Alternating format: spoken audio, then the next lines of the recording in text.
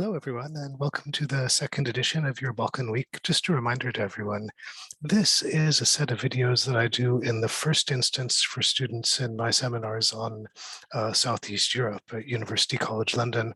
Other people are certainly welcome to watch if they want to. And this week, I would like to talk about corruption.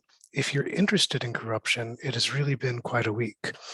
With the release of the Pandora Papers, we found information about the offshore holdings and secret accounts and properties of a number of public officials from a number of states around the world, and it included states in the region, in particular Serbia.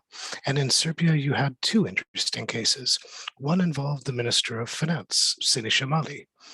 A story had already come out in 2015 that tied ownership of 24 apartments at a seaside resort in the Black Sea in Bulgaria to him. These are properties altogether with a value of about 5 million euros. So much more, regardless of how well paid he is as a minister and had been as the mayor of Belgrade, much more than could be explained by his earnings.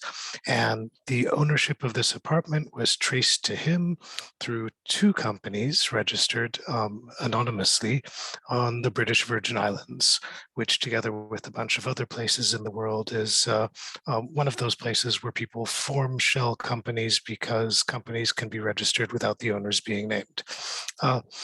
Interesting thing about this story. One, it had already been known.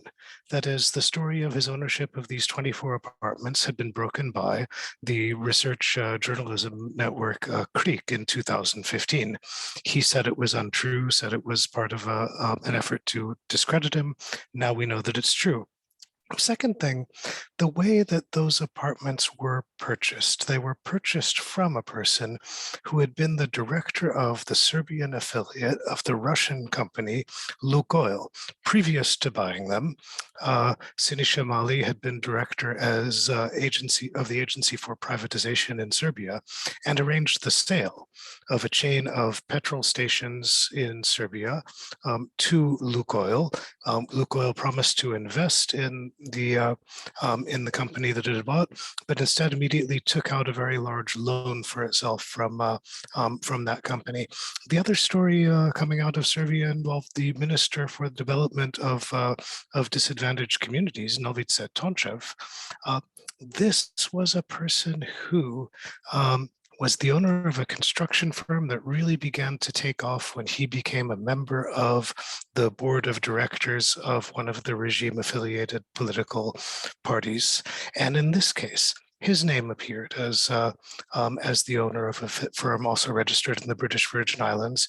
He tells reporters in the first instance, no, this can't possibly be true. This has nothing to do with me. A couple days later says, oh yeah, suddenly I remember this. Now, all of this is on the level of gossip. It's a story about corruption, and these are this week's stories about corruption. Next week, there will be new stories about corruption, and the week after, and so on. We can talk about the details of these, but we don't need to talk about the details of these. We're more interested in the phenomenon in general. And you might ask, why do you care about corruption? Aside from the fact that in general, you're a person who cares about things. Let me give just a couple of reasons here.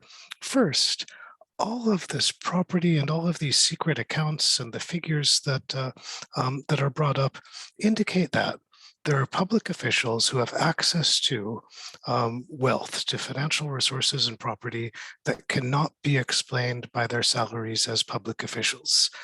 So we need to ask, where does all of this wealth come from, and ask whether some of this is in fact public money, public property.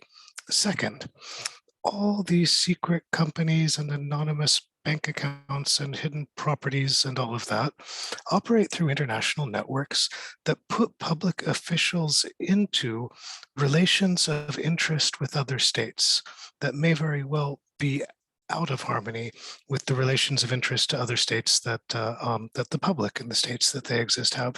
That is, there may be policy decisions and orientations that can be explained by these kind of phenomena. But I think the most important reason why we care about corruption is possibly the third one. Look, There are a lot of definitions of corruption out there. You can choose from a good 20 or 30. My favorite definition of corruption is the simplest one, and that is it is the diversion of public resources to private purposes.